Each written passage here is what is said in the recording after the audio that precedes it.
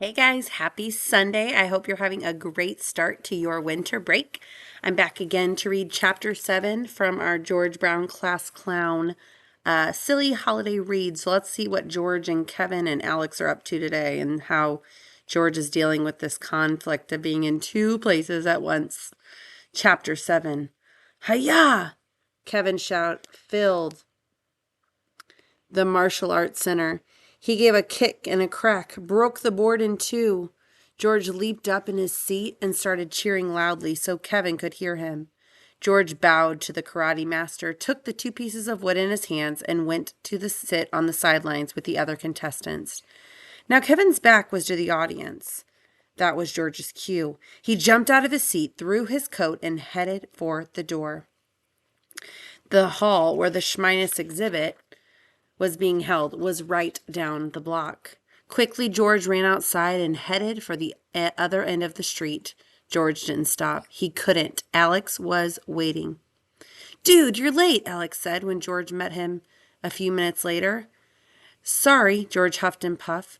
I lost track of time. There, that wasn't exactly a lie. Well, at least you're here now, Alex said. Where's Kevin? He couldn't come. That isn't exactly a lie either, George thought. Alex didn't seem disappointed about not seeing Kevin. My ABC gumball is in a garbage can, Alex told George. It's way too big to carry in my backpack now. Impressive, George exclaimed. So you want to check out the competition? The record-holding gumball is down that aisle, Alex said, pointing. Or we could start at the guy with the beard that reaches the floor, or maybe... There was no way that George could visit all of these exhibits and get back in time for Kevin to spar against another greenbelt. But, of course, he didn't tell Alex that. Instead, he said, why don't we go talk to the Schminus guys before there's a big line? I don't know, I'm kind of nervous, Alex admitted. We're going together, George told them. I've got your back. We'll be cool. If you say so. Alex didn't sound so sure. I say so, George insisted. He looked at his watch. Come on, let's hurry. 15 minutes later, Alex was still talking about his gumball to the Schminus guys, and talking and talking and talking. But Alex acted like a kid who wasn't nervous at all. But George was nervous that he would miss Kevin's next event, even if he didn't leave soon. He really had to go. Go! That was it. Excuse me, I have to go. Go? Where? The guys from Schminus said, I think your friend's telling you he needs to use the men's room. Oh, Alex said. You need me to go with you?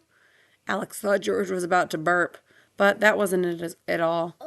Nah. You keep talking, George told him. I'll meet you at the world's smallest man. Okay, Alex said. Give me a few minutes. George smiled, and he raced off. He hadn't lied to his best friend. He just said he had to go, which he did. Alex didn't suspect a thing. The plan was working perfectly. George was out of breath and sweating when he got to the back of the martial arts center. But it was so cold outside that the sweat on his face started to freeze. Instead of icicles, he had sweatsicles. Yuck. Kevin was already in the middle of the floor fighting against another boy. He turned and gave his opponent a roundhouse kick. Point, the judge said, gesturing towards Kevin. Kevin's opponent let out a strong forward kick and he landed in the middle of Kevin's chest protector. Point, the judge was gesturing towards the other boy. Then Kevin let out a series of sharp kicks and punches. Point and winner, the judge said as he turned towards Kevin. George let out a cheer. He made it extra loud so he could be sure that Kevin knew he was there. Then George headed for the door. The wind was blowing really hard as George raced towards the Schminus show. His eyes were tearing from the cold. Sweatsicles were forming on his face, but George kept running as fast as his feet could carry him. Nothing was going to get in the way of his getting to the Schminus exhibit. Nothing except Alex. Wait up, Alex shouted as he spotted George running down the street. I've been looking all over for you. Uh-oh. Why did you leave? Me? I was out here looking for you. Okay, that one was a lie. But what could he say? Why would you be out here looking? George demanded. We said we'd meet up by the world's smallest man a really, really long time ago. Well, you see, the thing is, George started, but as soon as he started to speak, "There you are!" Both Alex and George turned around just in time to see Kevin coming down the street. "What are you doing out here?" Kevin asked. "You missed seeing me win my division in the sparring contest." "No, I saw you fighting." "What?" "George has been with me at the Schmeinus Book World Records exhibit." "No, he wasn't. George was with me at the karate tournament." Both boys looked at George. "Weren't you?" They asked at the exact same time. "I was at the tournament," he told Kevin, "and at the Schmeinus show," he told Alex. "That's scientifically impossible," Alex said. "You can't be in two places at one time." "Right," George said. "But I was with you when we met the Schmeinus people. And I was with you when you broke the bar and you were sparring." "But you're here now," Kevin said, "and they're giving out trophies in like 15 minutes. Some best friend you are."